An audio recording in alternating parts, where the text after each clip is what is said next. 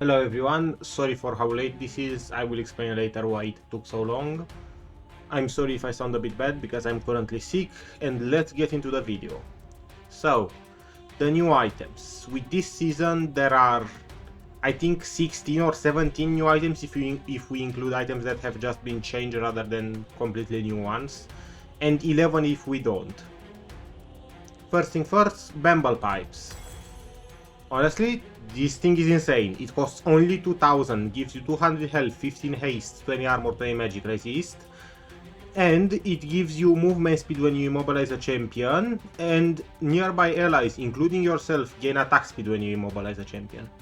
This is a very solid item and very cheap. I can definitely see it go great on enchanters with CC and other similar stuff, or maybe even a tank. Then we have Echoes of Helia. And look how they massacred my boy. It's not horrible, it's still a usable item, but the previous iteration was so much better in my opinion. Because with the current iteration, it gives damage in a very small amount, health, a good chunk of haste and some mana regen. However, the issue with the current passive is the fact that any champion who would want Echoes of Helia naturally, such as a Janna or maybe a Lulu, has a hard time doing enough damage to fully charge it. Meanwhile, champions that could full charge it very rarely would want it because it gives like no damage. 35 ability power is pathetic. Which is why it's stuck into this kind of space where it's usable but not amazing. Both Bamble Pipes and Echoes of Helia. For Bamble Pipes I will give them an 8 out of 10 and Echoes of Helia a 6 out of 10. Then we have Whispering Circlet. It gives health, heal and shield power, mana regen and mana. And it's a tier item, and after you fully stack it, it gives you ability that heals allies around you every second you're in combat. The main issue with the item is that the heal is pathetically small. You could combine it with Echoes of Helia, but then you have no damage whatsoever to proc Echoes of Helia, especially if you're playing a damage champion with that combo. So, in my opinion, very mid item. I could see it work on Bard, and that's about it. 5 out of 10.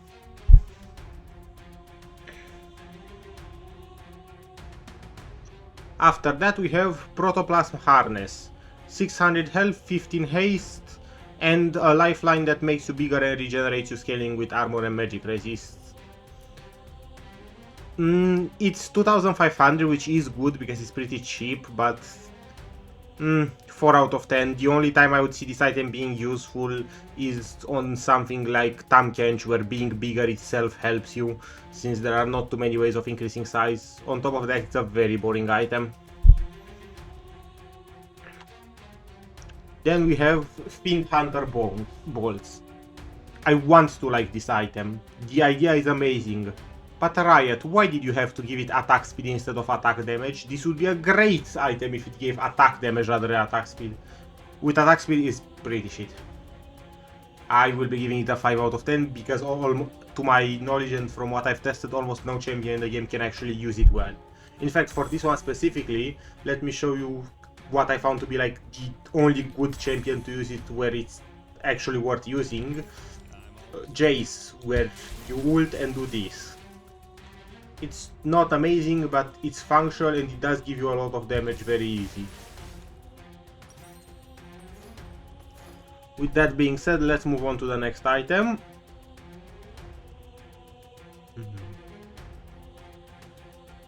New Umbral Glaive. Honestly, pretty solid item. 7 out of 10. I cannot say much about it. It seems to be about the same as the old item, but with an actual combat passive now. After being unseen for a second, you deal some extra true damage scaling with lethality. The amount isn't crazy, but you can get like 100 extra true damage for every proc, and I could see this being very good on stuff like Kha'Zix. Hex Optics. This is a solid item. 7 out of 10, and it's only this low because of how boring it is.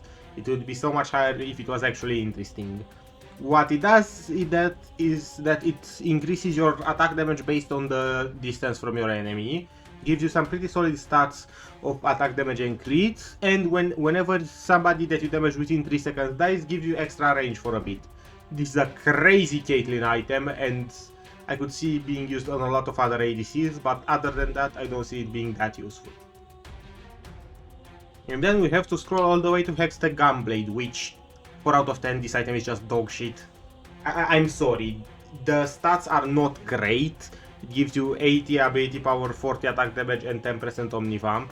And even if you can use both ability power and attack damage, 10% Omnivamp is probably not enough to matter, 1. And 2, much more importantly, the actual ability of the item is really bad. This would be a good item if it was cheaper. I could see it still being good on something like Silas. I don't think Akali and Kata are good with it, because almost any mage has just a better alternative, and almost no physical champion wants this item. Then we go on to Endless Hunger. 10 out of 10, this item is insanely strong and pretty fun. It gives you attack damage, a slight chunk of Omnivamp, and 20% tenacity. However, what is important is not the passive that gives you 15% Omnivamp after a kill, it's the amount of haste this thing gives. It gives 10% of your attack damage as haste. If you have 400 attack damage, that is 40 haste in a single item. It is a crazy haste item with some nice sideways Omnivamp. It's probably not gonna be enough as your only lifesteal item though. Essence River, 6 out of 10, I didn't really get to test this one much. It's better than before, I can't really say more about it. Let's move on to Actualizer. 3 out of 10. This item is both really boring and basically unpurchasable on most champions. There are very few cases where a mage actually wants this item, maybe other than 6th item instead of Pussy.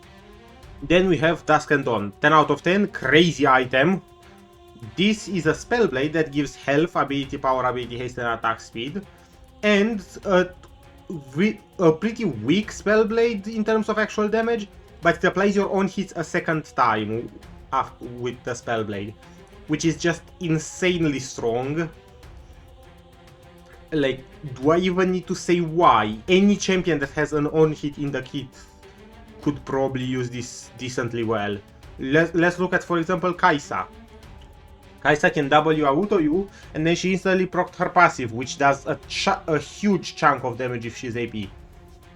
Like, this item is just insane on everybody. Let's move on to the next. Bastion Breaker. 8 out of 10. The item is really strong, but only if you're ahead. It's very much a win more item. If you got a couple of early kills and have the possibility, take Bastion Breaker first item, especially as a jungler. As a jungler, you will then proceed to kill somebody, run up to the turret, and take a free plate. Every single time, pretty much. This is insanely good, but only if you're ahead. If you're behind and unable to kill, this item is worthless. The 22 lethality is nice, but the item is so expensive it kinda cancels out anyway. Stormrazor. 8 out of 10. Very good item. Stats alone make it very good. 50 attack damage, 20 attack speed, and 25 crit chance is insane, because this is one of the only 2 items in the game to give all 3 of attack damage, attack speed, and crit chance, which means it scales incredibly hard. On top of that, the passive movement speed is just very nice in general. I did miss one. Lord Dominic Regards. This one I won't specifically rank because it just got a buff. It lost 5% armor pen, but now deals up to 15% bonus damage against champions based on bonus health. It's not amazing, but it's a good buff and it will help assassins more than the 5% armor pen nerf. With that being said, thank you all who stayed this far. Next video is gonna be talking about what I think of this season, because I have a lot to talk about.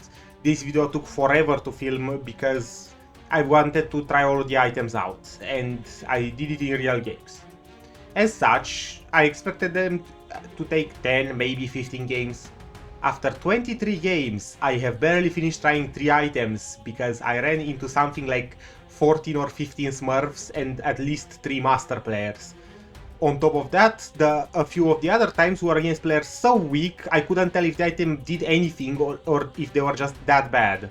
So overall it was basically impossible to realize how good or bad an item is. After that I played like 20 more games and got it, but the matchmaking is still pretty bad right now.